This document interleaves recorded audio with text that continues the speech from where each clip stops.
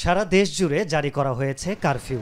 তবে আজ রাজধানীতে দুপুর ১টা থেকে বিকেল ৫টা পর্যন্ত শিথিল অবস্থা ঘোষণা করা হয়েছে। নগরবাসীর জরুরি প্রয়োজন মেটাতেই এই শিথিল অবস্থা জারি করা হয়েছে। তবে প্রধান সড়কগুলোই গণপরিবহন চলাচল বন্ধ থাকলেও private car, motorbike, CNG, auto rickshaw সহ সাধারণ যানবাহন চলাচল অনেকটাই স্বাভাবিক রয়েছে।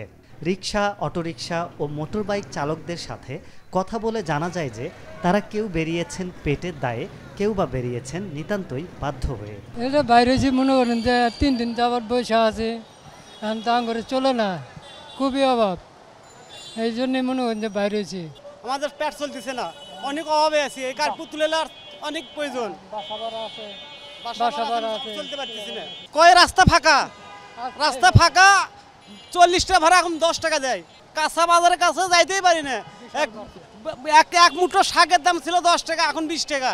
না, এটা তো ঠিক না। আমরা তো এটা তো গাড়ি চালাইতেছি, গাড়িতে তো ভাড়া পাইতেছি না। আগে তো গাড়িতে ভাড়া ছিল, এখন তো আর ভাড়া নাই, কোনো খ্যাপ টপ পাইতেছি না। 10 টাকার ভাড়া 5 টাকা কয়। এখন কি করবো, পেটের ক্ষুদার লইয়া বাচ্চা কাচ্চা বাইরে রয়েছে, খাইতে পারে না, কিছু না, টাকা পয়সা নাই।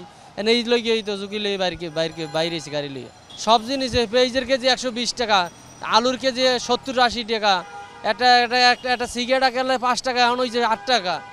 কিভাবে সব জিনিসের দাম বাড়তি? ঝুঁকি তো অবশ্যই আছে, ঝুঁকি আছে। তারপরেও আমাদের যে পরিস্থিতি, ধরেন আমরা এই জীবিকার পরে, মোটরসাইকেল জীবিকার পরে আমরা চলাফেরা করি, এখন আমাদের বাধ্য হয়ে আর কি মাঠে নামতে হচ্ছে। আসলে এইটা আসলে ভুল ধারণা, যাত্রীরা এইটা বলে, কিন্তু আসলে বাস্তবতা এরা আরও কম ভাড়া বলে আমাদের, বুঝছেন? এত কম ভাড়া বলে যে তো আমরা আরও যাইতে পারতেছি না।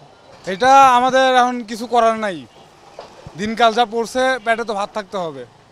আমি স্টুডেন্ট, এখন আমার খরচ জোগাইতে হবে, ফ্যামিলিরও কিছু খরচ আছে, তাদেরকেও দিতে হবে। এখন যদি ঘরে বসে থাকি তাহলে তো হবে না। আরিফ হক, মাই টিভি।